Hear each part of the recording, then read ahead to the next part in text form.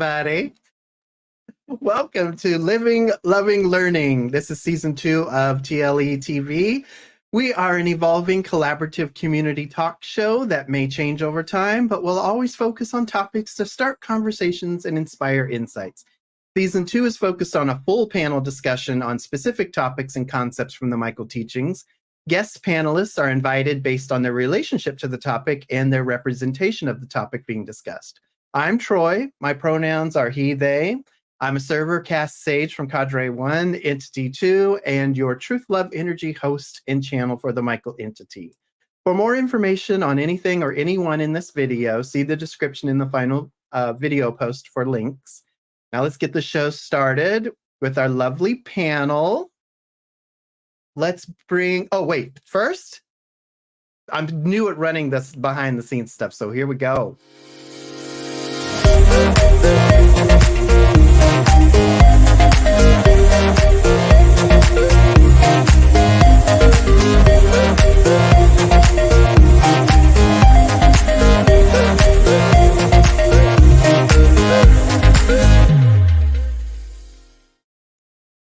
That's right. All right, so let's bring on first your favorite Bobby in the world, besides the other Bobbies you love. We've got Bobby. Hi, I'm Bobby. I'm a servercast artisan from Cadre 2, Entity 2, and my pronouns are he, him.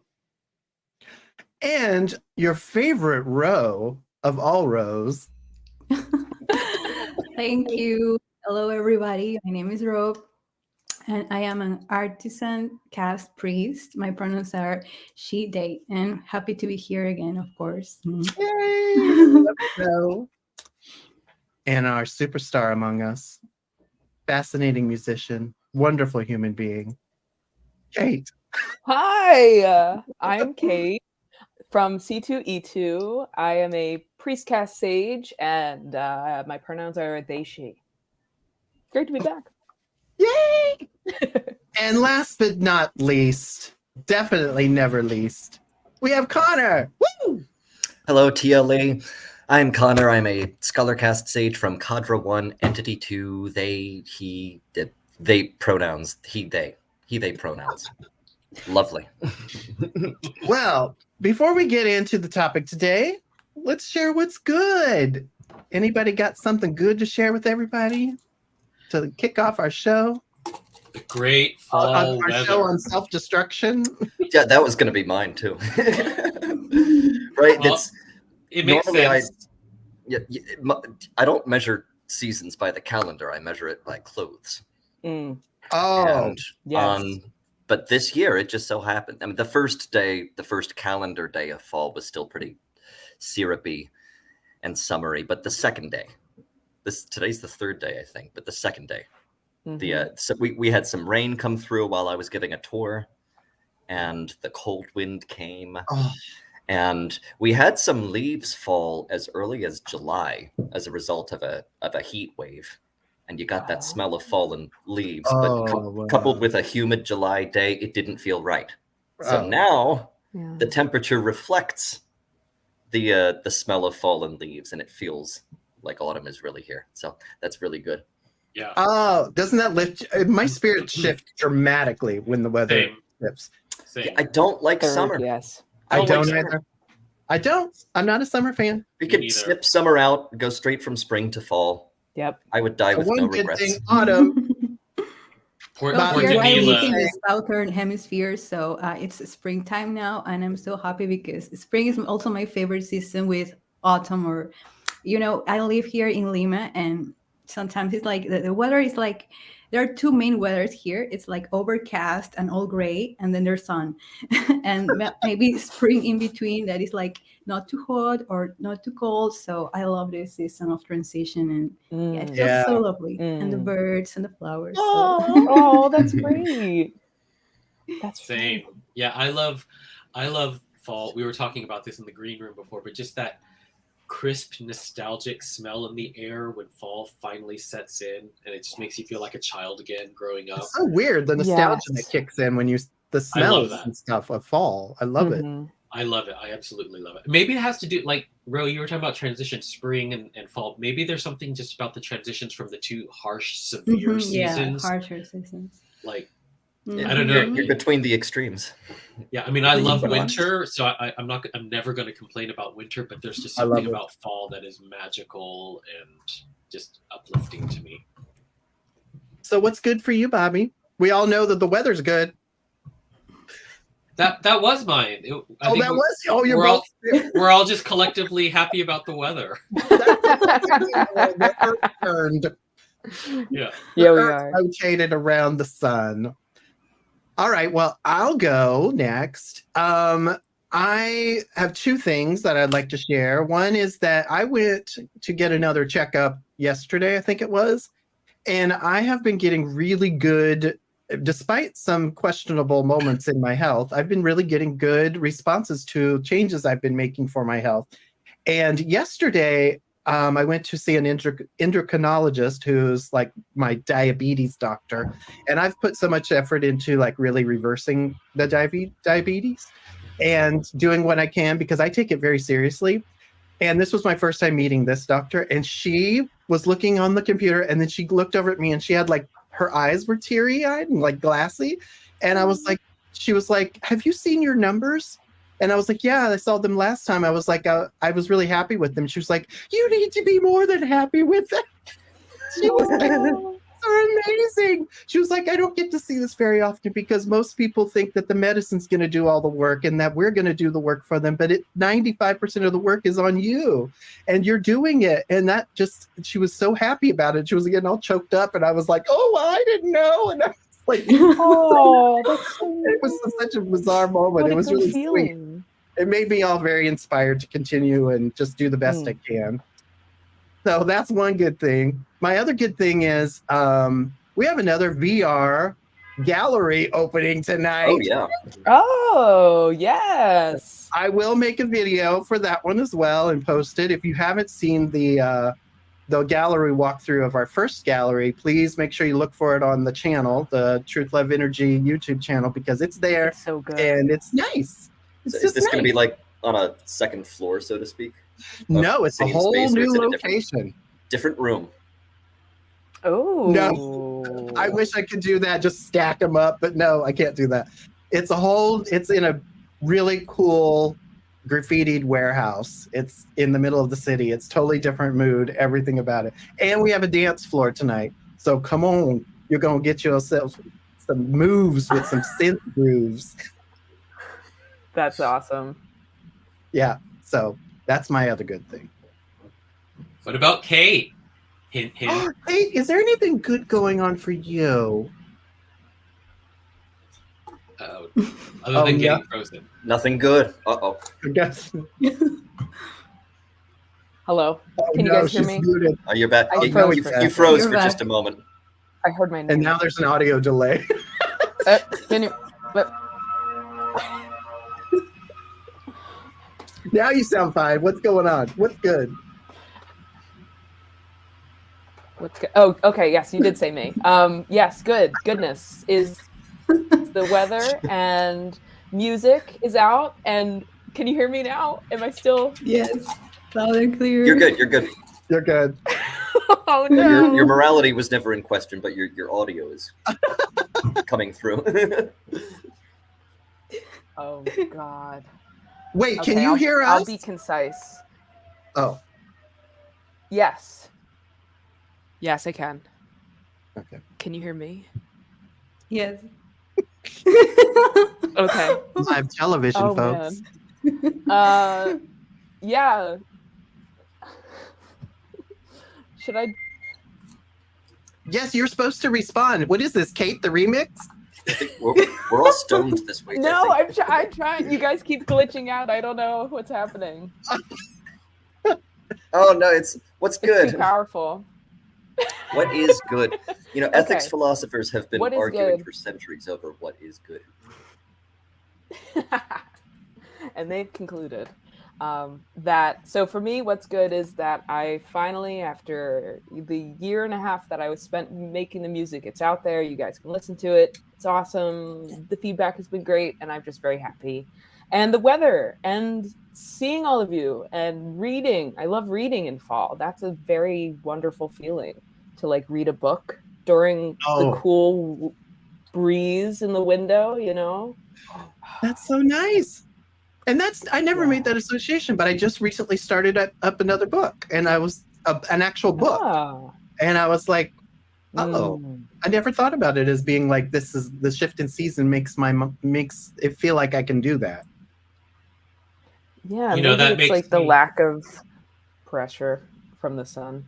That makes me think of another good thing, which is recently you announced there's the high potential next year that we're going to have a great gathering again. Oh, right. Yes. Mark your calendars. We've already secured the dates. September 28th through October 5th, I think it is. That's very exciting after 3 years. TruthLoveEnergy gathering in person at LifeBridge, the way we usually have it, that we haven't had in 3 years, I think. Mm-hmm. So it's tentative at the moment, but we have secured the dates. We do need to find a new chef, so I'm working on that now. But otherwise, what was she has stopped working with retreats. She's not working with retreats anymore. She's doing personal chef stuff. So we gotta find the pears, the caramel pears. We'll find somebody. They were good pears. All right, who's left with good? Ro, what's good? Oh, what's good? This month a few things are good, really good, and I'm so happy to share that with you too, because a week ago I wrapped up this beautiful 6-month coaching program I had with some friends and clients, the Social Experience, and it was beautiful, a dance party via Zoom. It was funny because, you know, even through the internet we still can connect and have fun together and just be there sharing in kindness and joy and reminding each other of what's, you know, beautiful in life, so we can keep, you know, exuding that energy outwards and make the world a better place. And I also got some commissions of soul portraits, and I love to, you know, create art in many ways, like using all the tools we have available in this time and age, you know, with AI, traditional media, collage. So yeah, I was like, ooh, in my element. So that was so good for me. Yeah. Aw. Nice. Thank you. By the way, there will be a link to Kate's EP and all the information you'll need to find it on all the platforms. I'll make sure that's in the description of the video so everybody has easy access to that. I've been promoting it everywhere I can. It's so good. All right, so before we introduce our guest panelist, I would like to do something different that I don't think we do normally, and that is to say hello to you, the audience, the viewers who are sitting here. I know we bring you on with questions later, and we have great exchanges, but I forget to say hi. So hi, everybody. Thank you for being here, because this is a Saturday, and you don't have to do this. So I'm really happy you chose to be here. I appreciate it. Everybody give a big wave to our beautiful beautiful people. Hello. Oh, we got a virtual hug. That's nice. All right, so as our topic today is about the chief feature of self-destruction, we invited a couple of familiar faces who have direct experience with self-destruction as a chief feature. Our special guests can help us explore this concept from a personal perspective and as a collective energy for the year. So please welcome, first, we have Martha, who is an old scholar cast sage who worked in film, TV until switching to 20 years in enterprise software development when she became a parent. She's a recent cancer survivor, so recovering her health is a major focus. Her interests include film and TV, particularly sci-fi, fantasy, documentaries, and true crime, as well as reading, politics, ruminating on life, and how to best be an advocate for disability in the future. Awesome! And welcome, Martha. Woo! Yay! Hi. Hey, Martha. Hello. Hello. You can share. I know I already shared your role in casting, but role casting, country entity. I'm a scholar cast sage. I'm C1E2, and my pronouns are she, her. Now, And the weather here here is, sorry. I was just saying the weather here is hot, as it's been for 6 months. You are in... I'm in Texas and I'm sweating, so yeah. Oh my God. I'm so sorry. No. It's all right. Next, we have a first-time guest on the show, Bogey, who is an old scholar who has worked in many different areas: mathematics, education, international law, waste management, logistics, hotel management, and most recently in Berlin for a tax consulting company. Damn! She loves foreign languages and cultures, collecting and sharing knowledge, and laughing at good jokes and memes. Bogey has been practicing astrology for 15 years, and her old new hobby nowadays is chess. What? Welcome, Bogey! Yay! Hi. Welcome. Thank you for having me. Oh my God, Troy. You know, based on this bio, I sound so accomplished. Oh, You are. it's a very good bio. So well-rounded, so versed. Yeah. So your role, casting, cadre, entity, and pronouns? So, hi, my name is Boki. I'm a Sejka scholar from Cadre to Entity 2. And yeah, we are all represented today. She's and my pronouns are she, her. I think we have at least one other Cadre 2 Entity 2 member in the audience who was very looking forward to seeing you today. There may be comments in there. I haven't looked. Oh, no. I forgot to do this because this is, there we go. Look at that. Now we're going to do this. So I'm going to introduce the topic to everybody now, and then we're going to talk to our guests first, who specialize in the subject that we're discussing today, and then we'll expand it to the panel. So here we go. So today we're going to talk about the chief negative feature called self-destruction, and more broadly, how all of us can see and understand and learn from this overleaf energy for the year. The chief feature of this year for all of us is described in the energy report, which will be linked in the video description, as self-destruction. This means that even if our own chief features or basic fears in our own set of overleaves is not self-destruction, the collective energy of this year will still tend to have all of us looking at this basic fear. Remember that the chief feature describes how we habitually protect ourselves and defend ourselves from specific perceived fears. We all have our own reactionary fears as described in our set of overleaves, but we also have collective fears that shift and change over time. This year, it's all about self-destruction. So let's dive in. So here's a quick introduction. Self-destruction is rooted in the fear of worthlessness, feeling that you have no worth or value unless dead or dying for someone else or something else, leaving you with ongoing sacrifices for others with no real benefit or gain for anyone, even extending into getting a terminal illness or terminal disease. It is the fear of having or getting too much.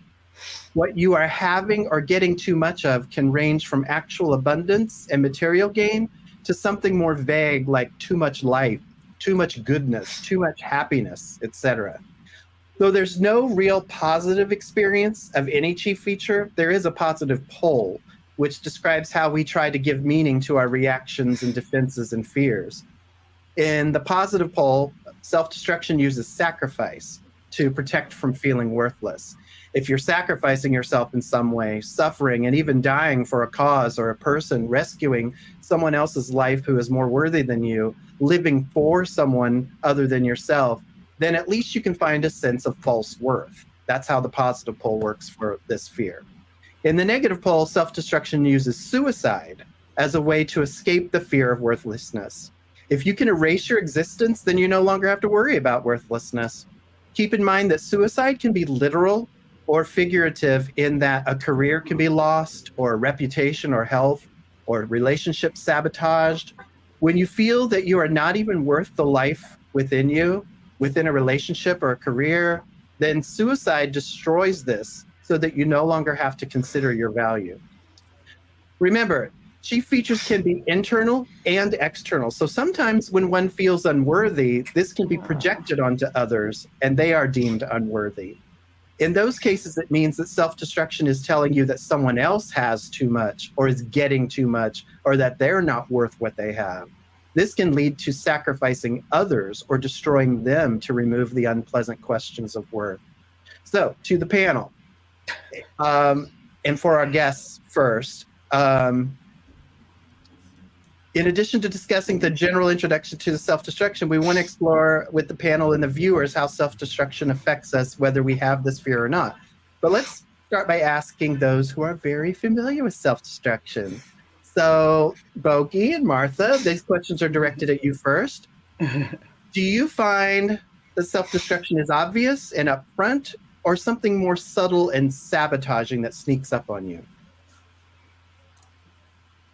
Martha, you have primary, so you first. Okay. Can't argue with that. So for me, it was absolutely the second, because I had no idea I had it. I think because initially, when I was first introduced to Michael, self-destruction was presented as you are a junkie in the gutter if you're not actively killing yourself, right? So that was sort of, and of course I didn't have that, even though I had a boyfriend who did that, and I had a second boyfriend who did that. I've had suicide in my life personally, but it's the sacrifice. It's that whole more subtle version that I had. You were actually the first channel that assigned that, well, not assigned that, but that revealed that to me. I think partly because there was such a stigma. I don't know if some channels just don't even want to give that to people or didn't see it, but I didn't know anybody who'd been assigned it. But and I was just trying to find on my phone that I forgot until you were talking, was when one of the first pieces of channeling you sent me on that, you had written me a little note about sacrifice that was really beautiful, and I was just trying to find it, but maybe I'll find it before the show's over. But for me, I think it's been more about how I view myself and my body as being. Is there an echo? I'm hearing an echo. No, it's just street noises. Okay. Sorry. Okay, and I forgot what I was saying. How you view your body. Oh, yeah, yes. So in what Michael had described to me when I'd asked him about it, it was about my sense of attractiveness and my sense of worth was sort of, probably still is, wrapped up in how appealing I am to other people and that type of thing. And so it was when I started gaining weight in my late 20s that it sort of got activated again, and we can go into that more, but I think so. Mine is definitely the sneaky kind. I've never actively wanted to kill myself at all, but my boyfriend who did kill himself, we lived together for years and I found him. That was fun. But his secondary was self-destruction. And then Morgan's father, who I never really had a relationship with, it was just, it's from karma, but he also has self-destruction as a secondary. And then my other boyfriend who killed himself, we had been broken up for many years, but we stayed friends our whole, for the past 30 years, and he killed himself in 2014. So it's definitely been a theme, but I think I'm the sacrifice version. So yeah, and we're going to get into that too, the differences there. And then Bogi. So when I got my profile from you, it came back that the primary and the secondary are arrogance. So I started studying it, that it has to do with self-esteem. And then I asked you for the tertiary G feature. And I had no idea. I was just hoping that it doesn't come back with the third arrogance, because it would have been a bit too much, I think. I mean, double arrogance is already a bit too much, but triple arrogance. Fear of having too much arrogance. Yes. So my first reaction to self-destruction was relief, that it's much better than arrogance. No, really, it was like, not arrogance, cool. But I was also a tiny bit surprised. But you sent me a small text with it, and I recognize it immediately. In my case, it shows up since it is tertiary tree feature, so it affects the body. So it shows up as a subtle form of self-punishment or subtle form of self-medicating. And when I read this, that subtle form of self-medicating, Michael was so nice, using this word subtle. Bogi, don't worry, you are not a full alcoholic. You're just subtle. So yeah, self-medication, that's in my case was cigarette and alcohol.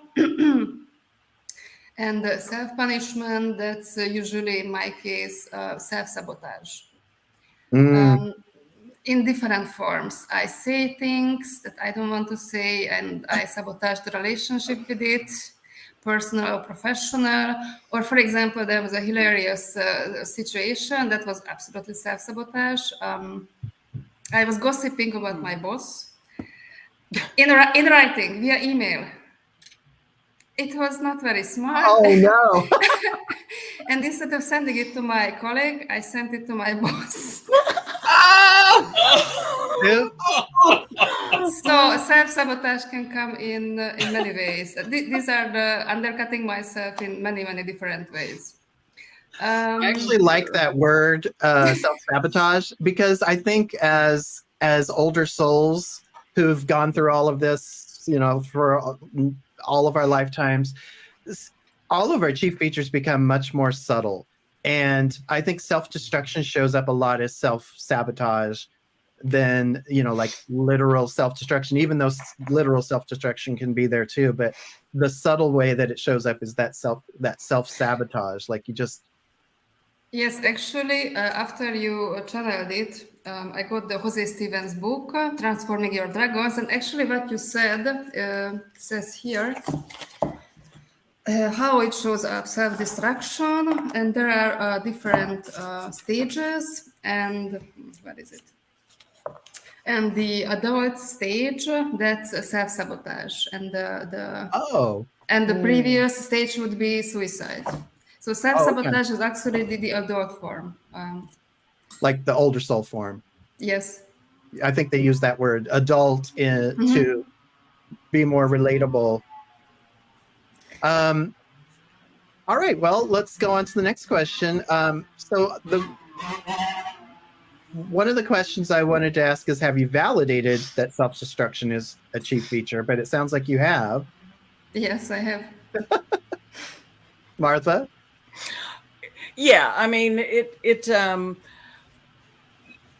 when I looked into the what the sacrifice version meant, and the subtle, and self-sabotage definitely is a flavor I'm familiar with. And I think the example, like I actually found the little thing you'd written me, but it's too long. When I had my daughter, I was working on movies. I had this career that I had, just loved, was doing very well at, was really on the upswing, and I found myself pregnant and was like, well, I guess that's that then. I'm having this baby, and so I just had to completely start over, but I didn't even think twice about it, because and so I think that's like a positive pole version of it. And what you had written me, there it closed again, about how, let's see, something about how some people, this is just something you hadn't touched on. It said that one of the ways you'd seen it is that it can show up as silent, latent, and compartmentalized. And if a scenario were to arise in the life, the risk to life and limb is willingly taken on for the sake of another person. Oh. And so it says, and what you said to me, we didn't know each other very well. This is early on. And you said that I've described willingly sacrificing much of my personal ambition for the sake of being a good parent, so that in a pinch, I've already demonstrated sacrifice. And that, let's see. Oh, and that sacrifice. So you would be giving the example of arrogance having a positive pole of pride, and that people hold that up as a valuable trait. gay pride, Puerto Rican pride, whatever you were listing. These are all wonderful and important things, but they're also a very subtle emphasis on division and defense or protection. And that sacrifice is similar in that it's noble and heroic and the right thing to do, but it's still about emphasizing a division between what's good for you and what's good for someone else. The reason sacrifice and pride are positive poles is because they are the way out from the fear that motivated the protective moves. Oh, yeah. And so that's, anyway, it's a whole, but yeah, I thought that was nice. So that brings up a good point, because a lot of times self-destruction is just there. Like there's no evidence of it whatsoever.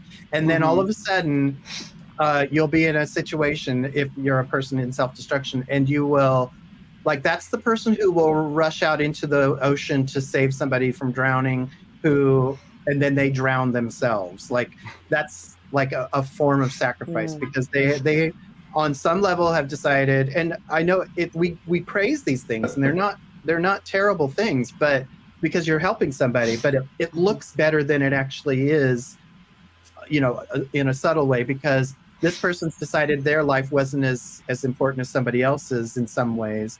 And so they risk their life for someone else. And that's our positive pole way of going about, you know, we bring meaning to those subtle ways that we have fears about our worthlessness or whatever it is our chief features are. So all of the chief features have a positive pole, and those always look pretty good. And they are better than the negative poles, because obviously you don't want suicide over sacrifice. But so sometimes when things look good, they're still motivated by that underlying chief feature. Yeah, but I mean, when you look at, you know, me sacrificing my career and all that, I didn't like the career that I got instead of it. You know, I spent like 20 years in software that I didn't enjoy, and you know, I definitely have put like my personal happiness on the back burner, sort of to the point that I don't even remember what that's like, you know, what that is. So yeah, that's my next question. So for both of you, do you feel like, do you find yourself relating, this is the question I had written out, do you find yourself relating to the positive pole sacrifice? And do you feel yourself giving the concept of sacrifice an air of importance and meaning? Like, does it feel like it was, like you said earlier, I think the right thing to do, like it, but it still puts you in a secondary position to your life? Yes, it does. And it puts my happiness secondary to my daughter's. Yeah. And in a lot of ways, it still is like that, you know, in a way. And so I do, you know, so sometimes I do find myself kind of being like, geez, I did all this stuff for this person and she just did that, you know, or whatever, when it's, you know, that's not fair in a lot of ways. And, you know, like she used to say something like, oh, I ruined your life because, you know, and I'd be like, no, you know, you didn't ruin my life, you know, because she knows I liked my old career a lot better. But I said, yeah, the hours were incredibly long, and there's a whole lot of horrible things that go along with working in the film industry, as in you have no life, literally. So how feasible that would have been for 20 years, I mean, I have no idea. There are parallels of mine that have done that. And that's kind of something I've been thinking about a lot, is that I think there are a lot of versions of me that didn't have children, and there are some versions of me that lost my child, and that in some ways I'm the one who hung in. I'm the one who got to have the experience of being a parent. I'm the one who was there. I'm the one who stayed and did this. And so while the cost may be I've had fewer boyfriends, husbands, whatever, I've had a less interesting job, but I'm the one that got to raise my daughter. I'm the one that got to be her mother. And you know what I mean? So that's really is important. Beautiful. There are other me's that get to do all this other stuff. And, you know, Michael's told me that, like, I've had parallels converge into this one of versions of me that lost my child young, and that some just didn't even want to go on. I'm sure some of them died. I think some was not suicide, but I think there are various reasons why I died in those situations, and that some of those parallels sort of folded into this one. And it said some of them they just think they're dreaming. They don't even know what's going on. I don't know. But it's in some ways, it's like, of all the the me's that bubble up in the whatever the sphere of a life is, where you have all these different versions of you doing all these different things, that this one is the one that got to be a parent and is still, you know, she's about to turn 26 and I'm still parenting. You know, she's living with me right now, you know. Well, what's beautiful so I'm still about doing that is that that's one of the ways that you can fix or heal chief features, is to just reframe things. Because if you like that, what you just did was so beautiful, because you're reframing what would, through the eyes of the chief feature, through self-destruction, say, well, you weren't worth having all of what you wanted. Instead, you settled for this. But reframing it outside of that and not being about worth is like, oh, this is what I got. Like, this is the best I did with what I could. And that is meaningful. That's got value. That's got worth. And it's just a reframing of the same exact situations, but you're taking out all the bullshit and the lies about your worth. And I think that, you know, because in some of the stuff with like I was working on the soul mosaic, and Michael has basically said to me in their kind way that I'm much farther along than Essence thought it was fair to expect me to get, you know, in some ways. And because of how I am as an Essence, or what, you know, but sorry, they always like to tell me I'm extreme and stuff like that. But anywho, that I think that part of not being focused on how attractive am I to some guy, or how attractive am I, you know, whatever, focused on that kind of thing, that's part of what allowed the personal growth that I've had. Oh, interesting. So it's because I have a session coming up next week. I've been trying to figure out what to ask Michael. So I've been thinking about this stuff, you know, about so sort of like what I've come to, like, I'm the one who stayed. I'm the one who stayed in Austin. I'm the one who stayed with the baby. I'm the one who did all this stuff. And so maybe my life is a little different than the vast majority of my parallels. But hey, it's beautiful. It can be beautiful. Anyway, so okay. Yeah. Well, speaking of, Martha brought up parallels and stuff, so I have a little sneak peek. Season 3 of TLEtv may go in the fringe and wackadoodle direction, and we'll be talking about parallel universes and multidimensional realities and UFOs. Yes. So just a little sneak peek, season 3, 2023. Bogey, did you relate to anything Martha was saying, or do you have more to add about that? Oh my God, Martha, right now I would just like to hug you. Because you phrased it so beautifully, and show you too how Martha managed to turn this theme of sacrifice into something meaningful. I don't know what anyone can say after this. It's just so beautiful. It really was. Thank you. Thanks for sharing that and being so vulnerable too. That's really sweet of you. I mean, I did wonder about this. I was like, okay, we're going to talk about self-destruction. And then I'm like, wait, that's a really heavy topic. It could be going a really dark direction. But it's really beautiful what you shared. Troy, can I ask a follow-up question to what Martha just said? And I guess this might also apply to you, Troy, but I'm wondering, do you ever stop when you're sort of line listing all of the examples of self-destruction in your life, but do you ever wonder if some of it is self-destruction versus some of it is just being 6th level old? Or do you feel that the 6th level old is simply compounding it and making it more exacerbated than someone else who would be experiencing that same type of self-destruction? I would think 6th level exacerbates everything. I don't know, Troy, but I mean, it is pretty extreme. I was 24 years old and I find my boyfriend dead in the bathtub, you know, a week after we break up, basically. You know, it's like, that was fun. I mean, that was that set the stage for a lot, I think, which invited in all those opportunities to work on the 6th level of stuff. But I just look at it, it's all a synthesis, you know. You know, this is another thing to understand about chief features, is that sometimes we don't see them in ourselves, and it's not as obvious in us because we've learned how to be subtle and, like, you know, acclimate and normalize it.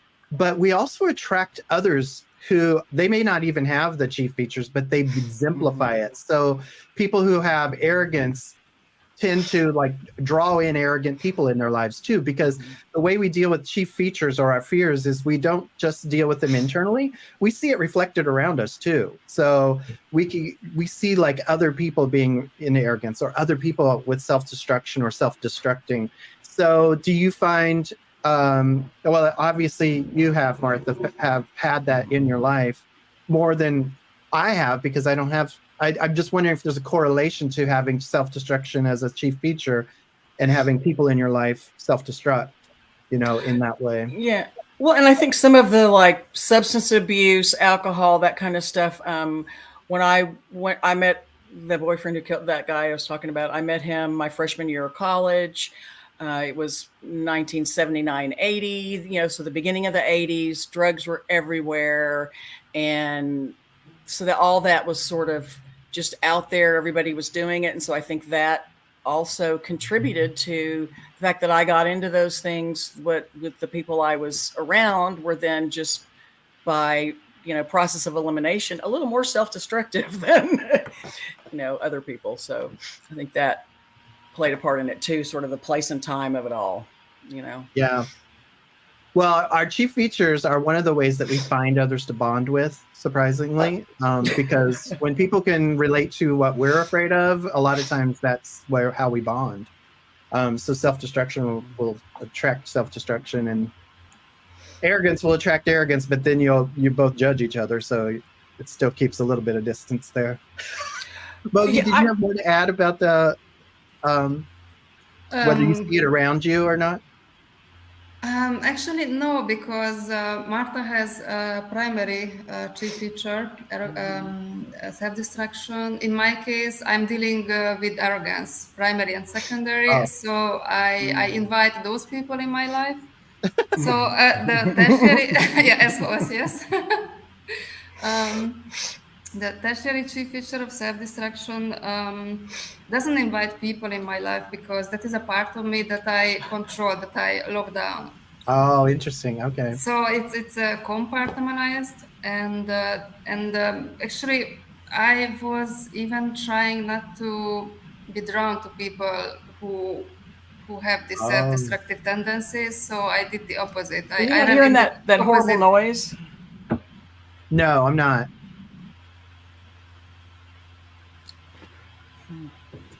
Go ahead, Bogey. So, is anybody else hearing it?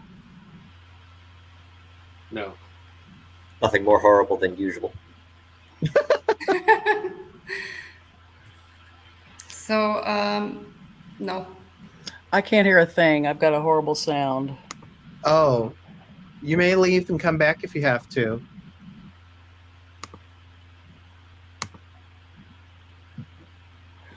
Well,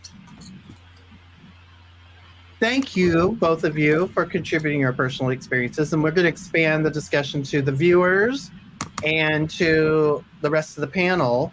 So everyone who does not have self-destruction, let's see how you might see or feel how this plays out as a collective overlay for the year. The chief feature for the year comes into focus over the months of October, November, and December, which is interesting because it also relates to suicide rates going up. It's a myth that suicide rates go up near the holidays, but it is actually statistically true that suicide rates go up as we shift into autumn, which is really interesting because that's when the season of the chief feature kicks in. So let's start off with a question for the panel. Do you see the chief feature of self-destruction in the world? What does it look like to you? It looks like Russia. For all of you. Hear anything? Sorry, I couldn't hear the. I had a large blast of sound and had to kill my headphones. So sorry. Oh, are you back? Are you good now? Yeah, no, yeah. I just disconnected my headphones. It was just like a big horn blaring. Oh, weird. But you guys weren't all going like this. Connor, what did you say? It looks like Russia.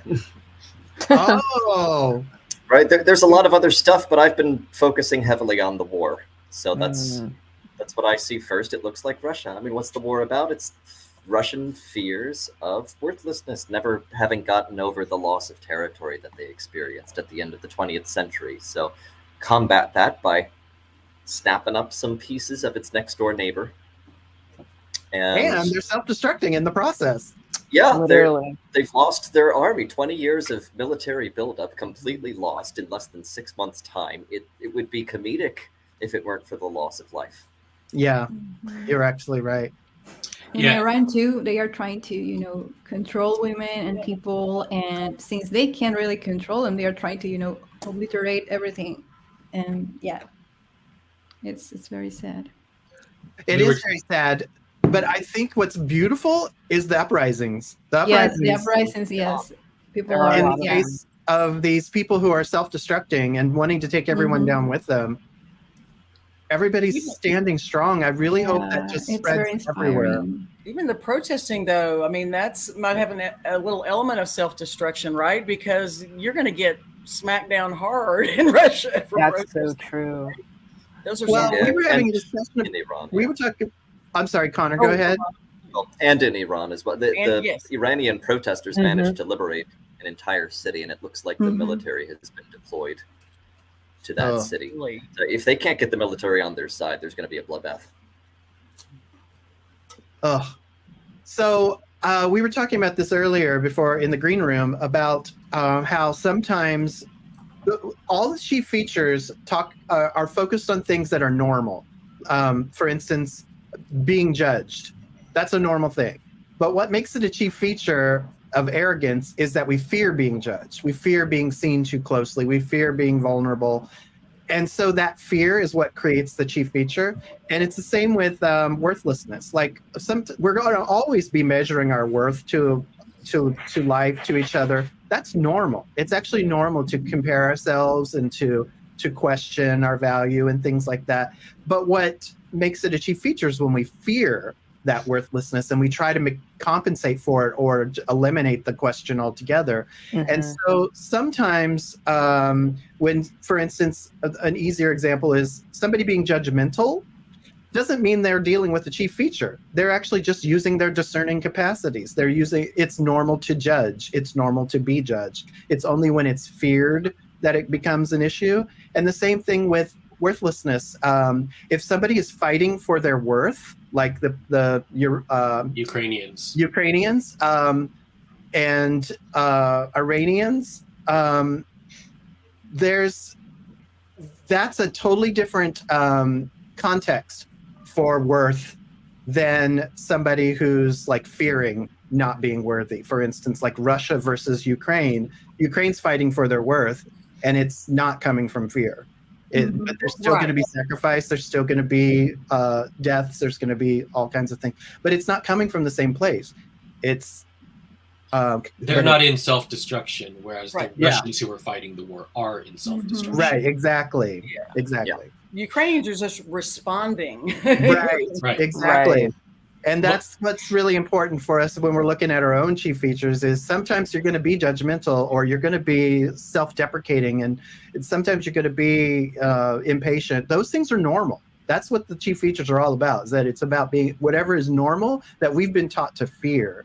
And so that's a really interesting way of looking at your chief features, not just self-destruction, but your own in general. Just a little tidbit there. Well, there's also what Michael said about projection. You could probably guess. Take a guess. Which year do you think was the last time self-destruction was the annual chief 2016. Yep. I was literally going to say that. Oh my God. Yep, 2016. Makes and sense. I've got if you look at the November 2016 energy report, which is when the emphasis shifted fully into self-destruction. Oh God. Michael's. I'm not going to say the whole thing here because they say a lot actually.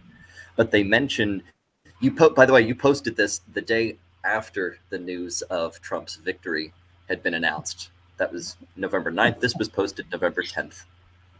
So it was fresh in everyone's minds. Sorry.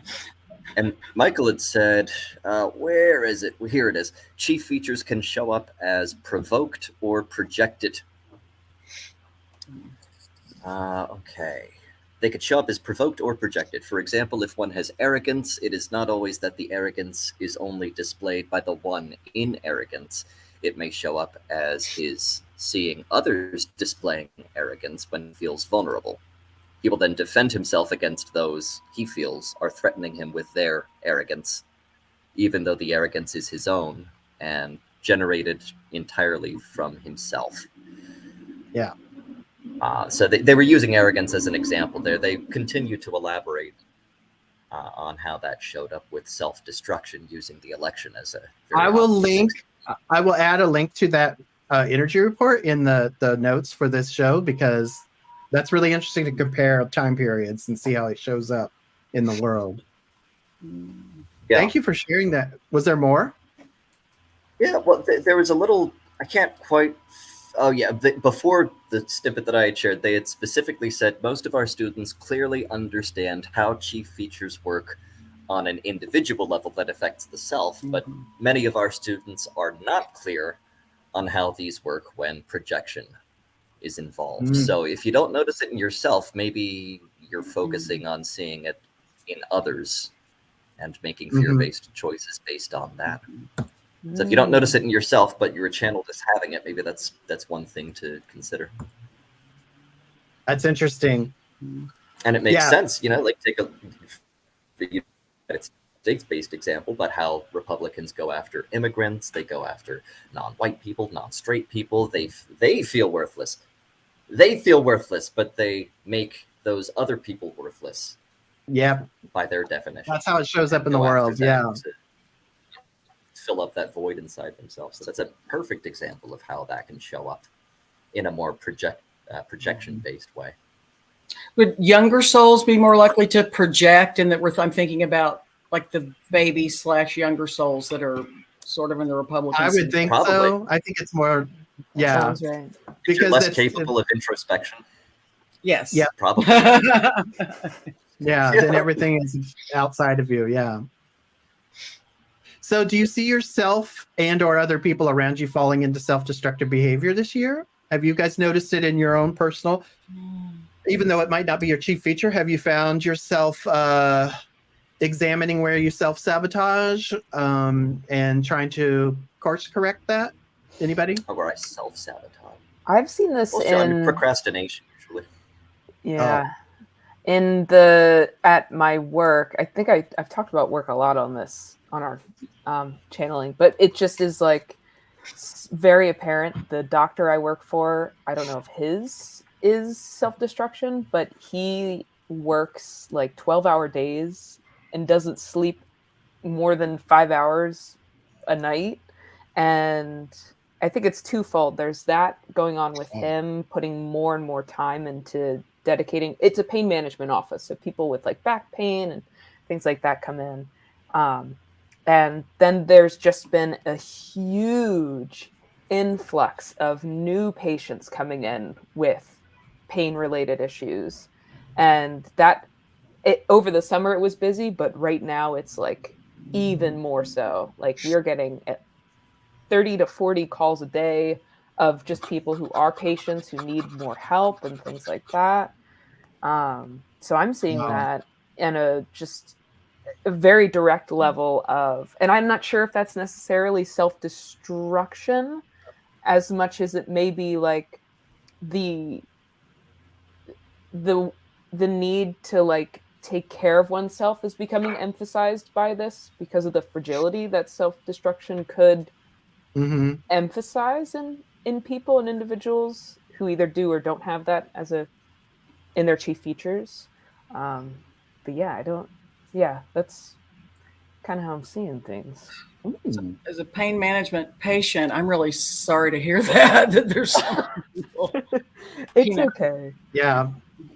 I think it's hard to, I can sense it in myself maybe, and this is maybe the self-destruction feeling because it's not in my chief features at all, is I feel obligated to sacrifice more of my time to help all those people, where before we could kind of I could kind of get away with like, I'm okay with waiting till the next day to call somebody back or try to work them into the schedule. But now it feels like very much more obligatory and much more like pressurized to do that. Urgent. Yes, urgent for sure. Wow. I can identify with a lot of that about the work because Troy knows this, but when you were describing your boss as like working 12-hour days and sleeping 5 hours a night, that is me. You know, I've been struggling for a while now with maintaining a regulated sleep schedule, and it's like having real physical impacts on me. Like, you know, it's exacerbating my migraines. I'm feeling erratic and moody a lot of the times. And I think, and that could be self-destruction, but I think where the real self-destruction comes in is, you know, I just work so tirelessly and devote so many extra hours, but I readily acknowledge that I'm not fulfilled currently with my current job, and I wish to be doing something else, and I wish to take the time to, you know, build up my portfolio, build up my resume, start looking, but I just never give myself that time. Like, and I always stop to think, yeah, but the company can't really go without me right now. So it's better for me to continue to work for the company than to provide service to myself and seek self-betterment, right? So I can sort of see where that self-destruction is perpetuating not getting enough sleep at night, working too many hours and feeling, you know, frustrated and perturbed. Sacrificing yourself for the company. It's right? a vicious cycle. And as someone who's been doing that for a long, long time, I have horrible insomnia, and did all the things like work is more important. I've got to do this so that they'll keep me around or whatever that is. But it's like it never gets better until you have to take care of I mean, no one's going to take care of you but you. And if once your sleep starts going, then it's just a slippery slope. I mean, it's this is great. This could be inspiring for people to like look at how subtly we are sabotaging ourselves or sacrificing ourselves because we're putting something else as being more worthy than we are. And that's really important. I found something that and this is just a couple of lines I think might help people that are struck. So for me, my secondary is self-deprecation. And I really had trouble sort of like, well, what's the difference? Self-destruction, self-deprecation, it's all sort of like you're not good enough. And so I asked Michael, let's see. Okay, they're saying self-deprecation is an internal standard that, when not met, inhibits or removes self-nurturing and compassion, whereas self-destruction tends to be an external standard that, when not met, inhibits enthusiasm and self-expression. Oh. And I thought that helped me a lot. Wow. That's interesting. Can you say that? Read it again? Yes. I think that's worth reading again. You channeled it. I don't know a thing about it. I know. This was from 2011, so to be fair. Okay, so self-deprecation is an internal standard that, when not met, inhibits or removes self-nurturing and compassion, whereas self-destruction tends to be an external standard that, when not met, inhibits enthusiasm and self-expression. And that's how, because when I was described this job I don't like, blah, blah, blah, all this stuff for all these years, I felt not excited. I felt not enthused, all those things. And so to me, this was a real light bulb moment to understand the difference between it. And Martha, that's exactly where I feel right now in terms of being able to leave this company and explore other options. I'm not feeling enthused or motivated to do it.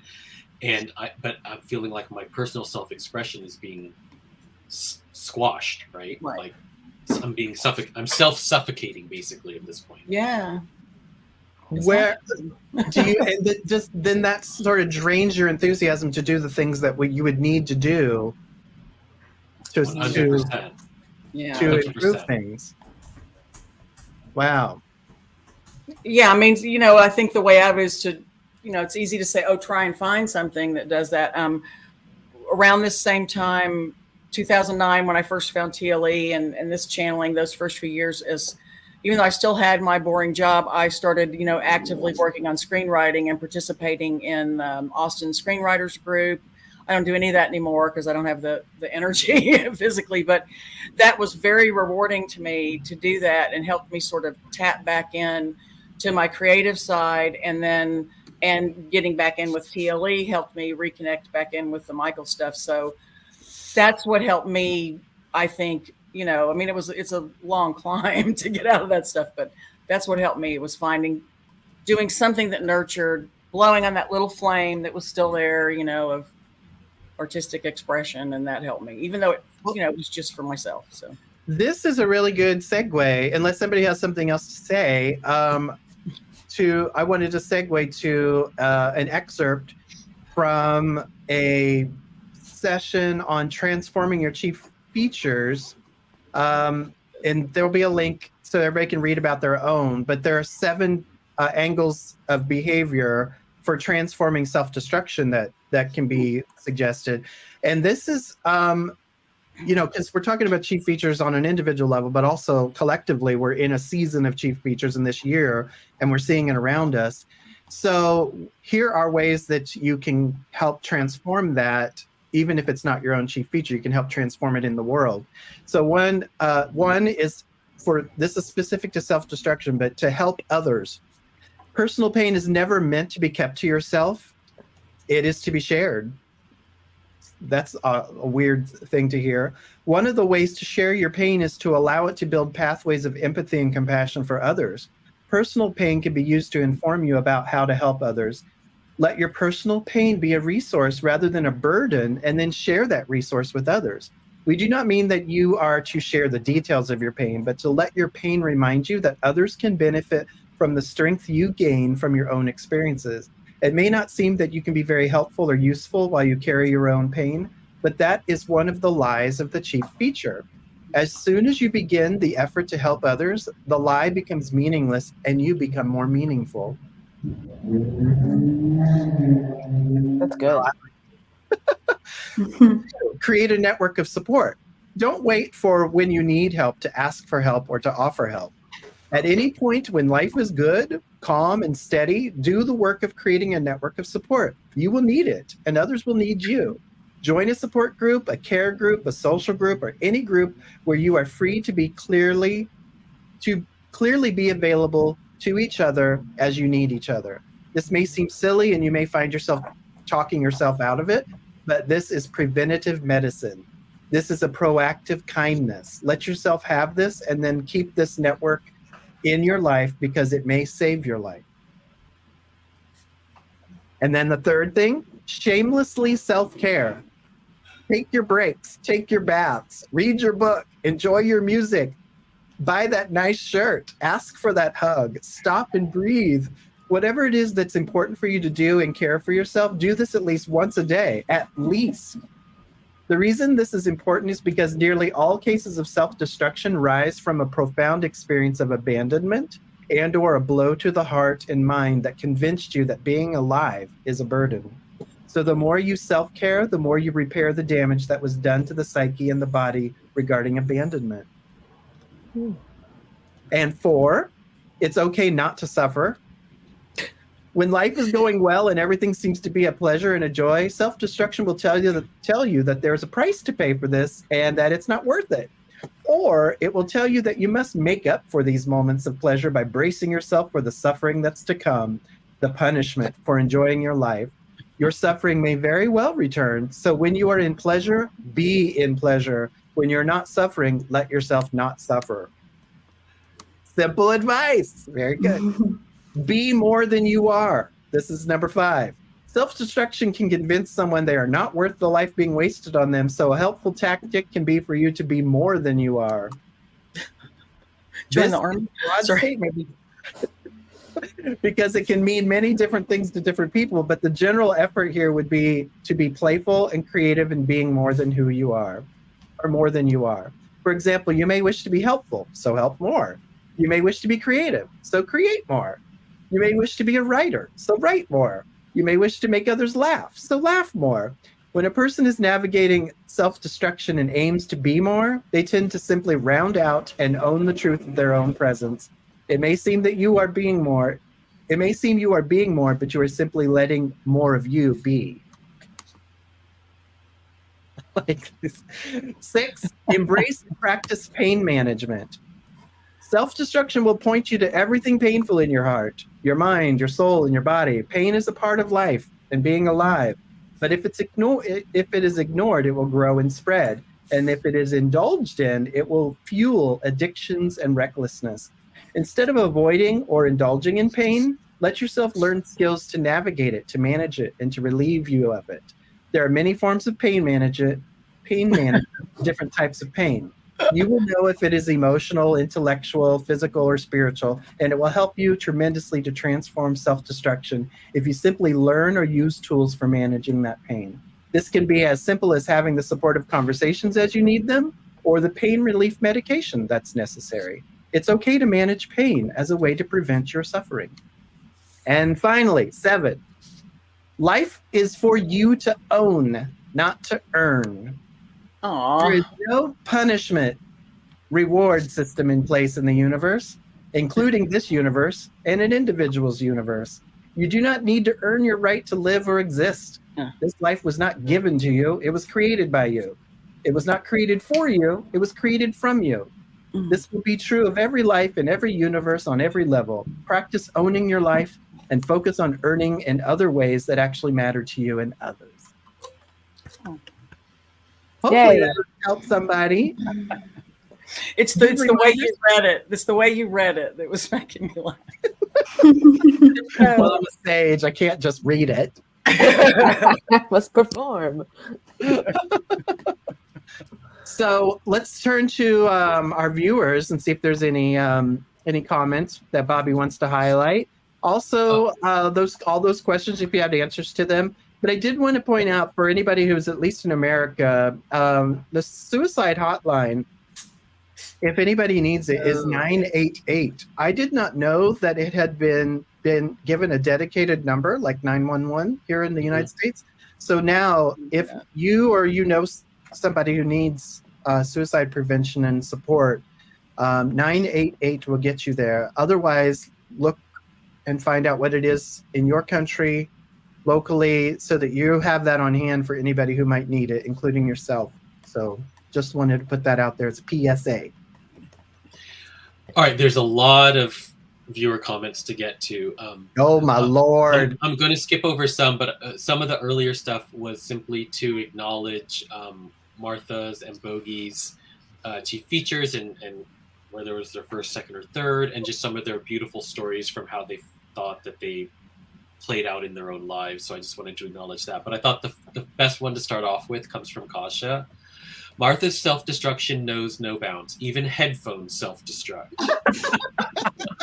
It was so weird. It was like this just blaring. Anyway, yeah. That's funny. So, that's funny, Kasha. Self-destruction made manifest, right?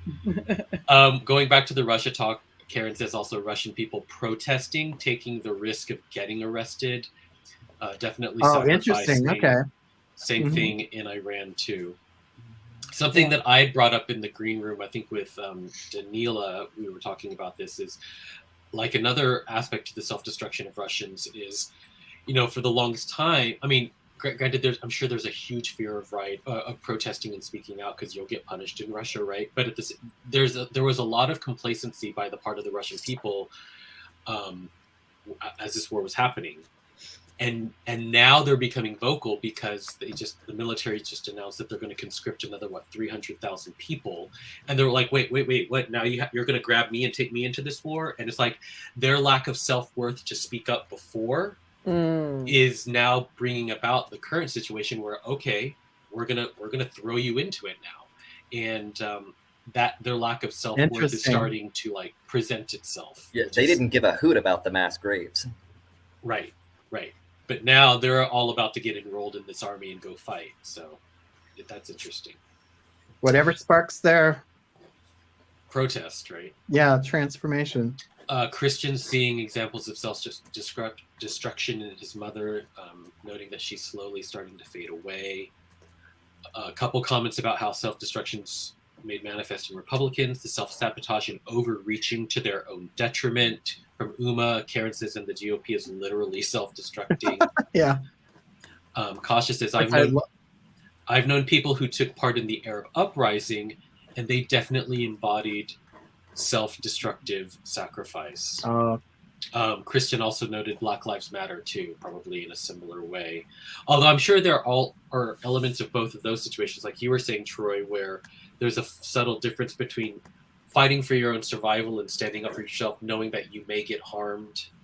That's not necessarily the same thing as intentionally self-sabotaging or self-destructing, right? Yeah, standing up for your worth is not the same thing as fearing losing your worth. I mean, fearing your being worthless, because owning your worth is important. And so sometimes that requires protests and loudness and messiness and even violence. So it's not always, fear that's motivating. And that's why I always get annoyed when this sort of new agey element gets thrown into the conversation, where it's like, just love one another, don't fight, don't, create your own reality, and it's just a matter of perspective. And it's like, no, sometimes you have to stand up for yourself. You have to, like, you just can't not. And a lot of people don't have a choice. They don't have a choice. There is no common ground where they can meet you. Yeah, there's nothing. And so it annoys me when people think that because they are in a privileged position to walk away from conflict or walk away from the irritation of somebody's behavior, that everybody can do that. And that's not true. As a white cis male, just being gay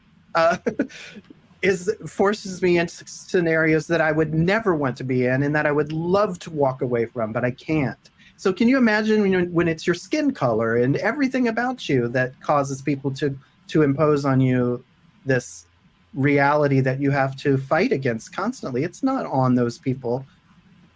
It's not on the vulnerable people to fix that. I came across a really good quote related to that, Troy, this week, talking about privilege and how some people get so defensive when you accuse them of privilege. And someone tweeted, all it means when people say you're speaking from a place of privilege is that you're likely to underestimate how bad the problem is by default because you are never personally exposed to that problem. It's not a moral judgment of how difficult your own life is. Yep. I think the word privilege connotes certain things in people's minds, and I think that might be part of why it triggers them. They think that you're implying that their life has been easy, and that's why they have a life. But it's just a privilege. You don't have you haven't had to identify with the specific challenges or oppression that someone else has to live with every day. Yeah. I've always said that we all share in hardships. Everybody has hardships, but not everybody has privilege, and that's the difference. That's a great way to say it. Anna Dobson says, self-destruction looks like denial of the truth of everyone being connected, the air we breathe, the CO2 excess, getting COVID-19, because that is the hill some people want to die on. Oh, very interesting. Climate change denial, COVID-19 denial, vaccine denial, because if they deny it, it won't affect them. That's a really great way of seeing how just self-destruction is showing up in the world. All these people being anti everything beneficial to people. It's crazy. Greatest example of group self-destruction. I would rather vote for Trump than Hillary Clinton. I mean, they're literally killing off their followers too with this vaccines. Anyway. Yeah, I know. It's so weird. Yeah. Karen says, that's the lesson of the Gen X workforce. Yeah. No employer gives a damn about you, and we're killing ourselves for nothing. Anna says, Martha, can you share that for self-destruction and self-deprecation as internal and external standards if it is not on TLE already, because it's news to me? Yeah, I was looking for it earlier. I don't think I've posted this on the current version of TLE. So if I have anything on self-destruction that's not posted, I will post it. Okay. So and then you can. That'd be awesome. Oh, by the way, Daniela, behind the scenes, she shared some of these transcripts with us, so we can post it on the TLE website afterwards. We're done with this episode. Okay, yeah, I'll put that in the notes too. Troy, I wanted to ask a question, and I was thinking about it when you were first talking about how you were reframing your perspective on leaving your first job, your love job, because you were becoming a mother. Right. And I'm not trying. I'm not intentionally trying to romanticize the concept, but I wonder if there's any validity to this. Self-destruction, the opposite of self-destruction, obviously, is creation, right? So Troy or anyone, Bogey, Martha, is it fair to assume or hypothesize that if you are in the positive pole of self-destruction or navigating through the positive pole, a potential benefit is that the destruction of one aspect of your life or one element could bring about the creation of something else that might end up being meaningful or truthful?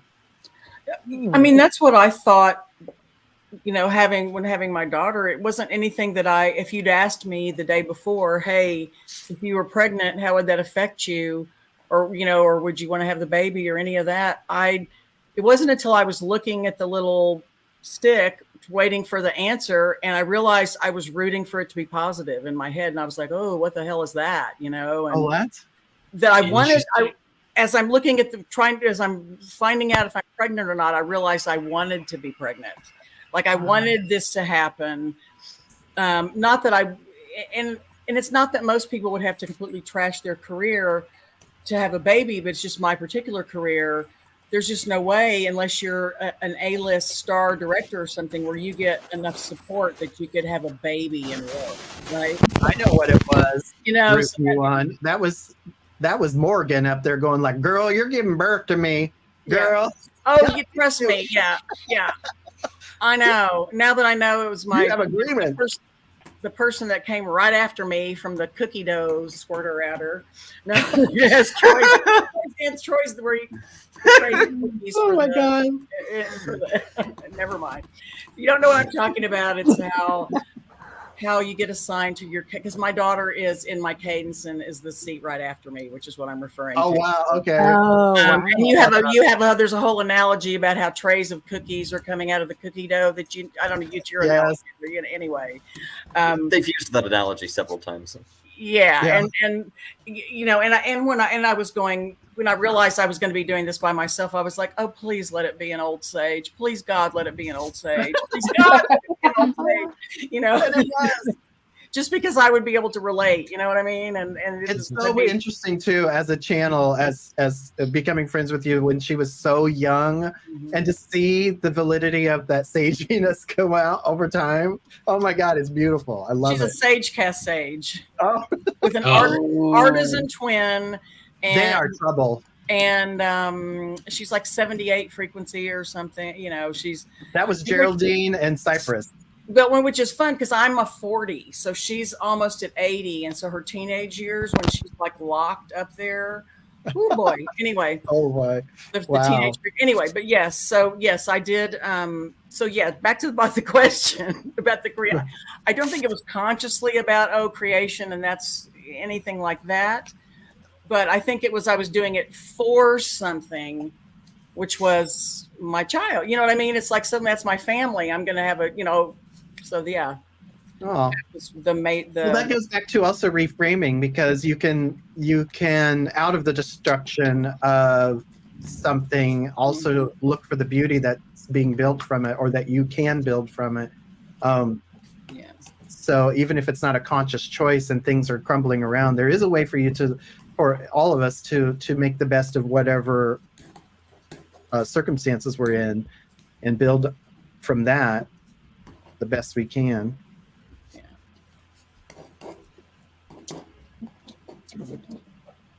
What's so funny, Troy? I don't know, because I'm rambling and I was thinking I made sense.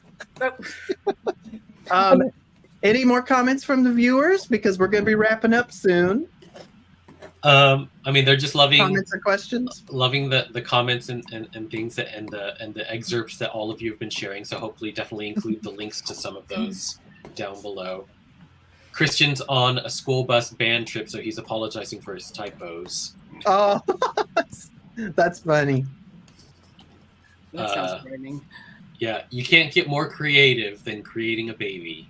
We even call projects our baby. Oh, that's true. That's true. Interesting. That's so true. Nice. Look at that. Yeah. Nice. But yeah, we're all caught up with the chat. All right.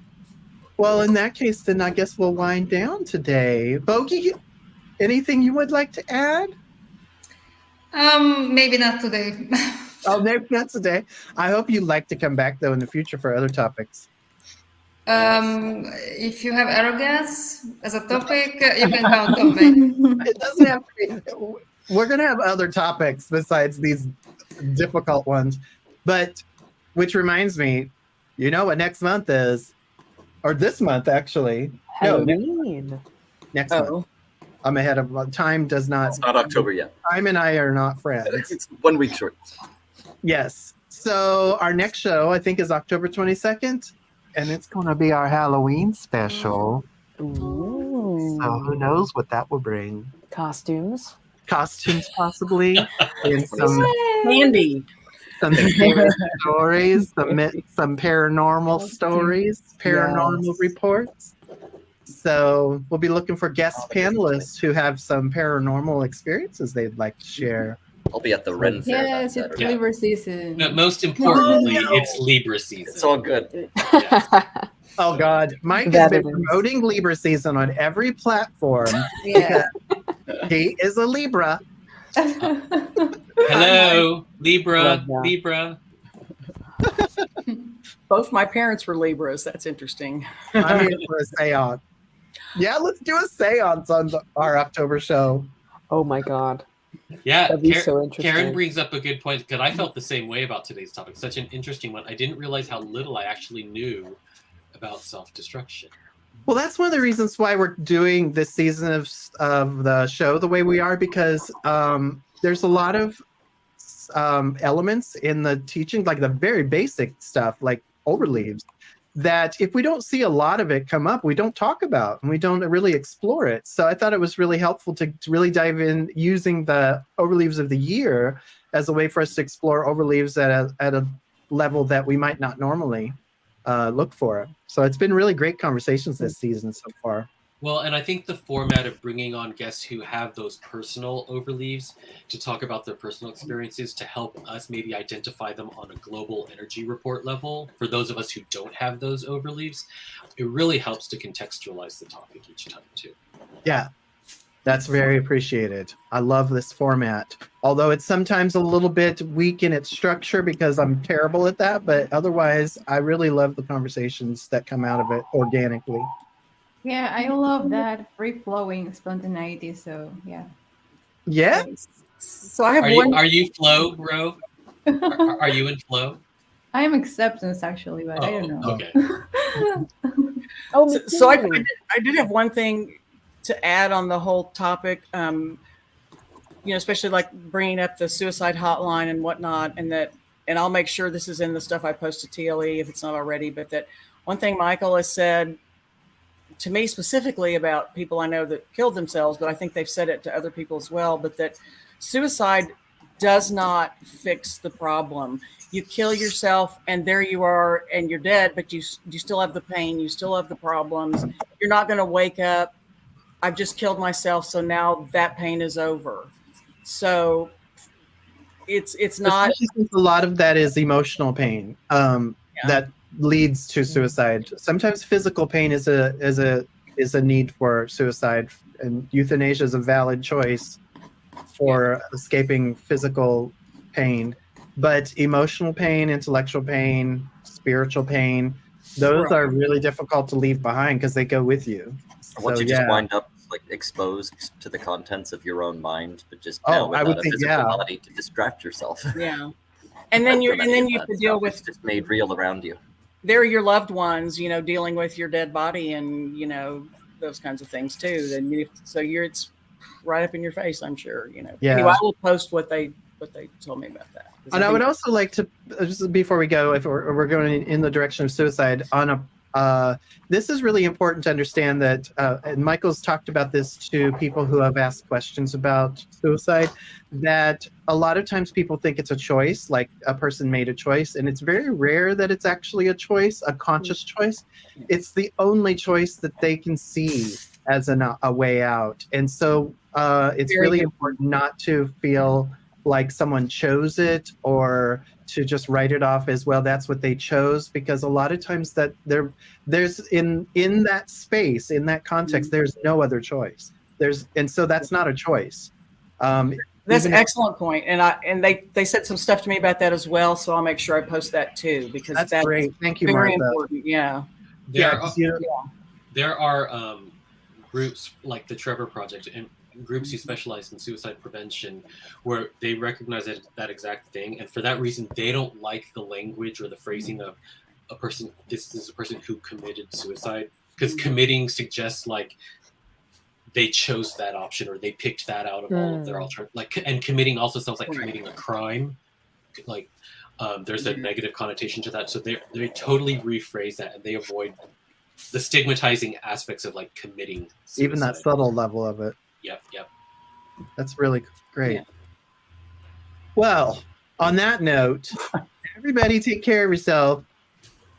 Use these tips for combating or transforming chief features. Always stand up for your worth. Yes. And stand up with each other for each other's worth. And make the world a better place. Thank you all for being on the show today. I really appreciate it. And thank you all for joining us and watching in the audience. And if you do find yourself feeling down, take a listen to Kate's music, because it'll really pick you up. Please do. It is so good. It's so good. I love it. Oh, those harmonies. Oh my God, the layers. Oh, it's so good. Love it. Fuck that guy. By the way, that's a good song too. Yeah. So everybody, we'll wrap up there. We'll see you next week or next month. Hey. Wait, hold on. I gotta do my outro. Oh, yep. Bye. And like the video.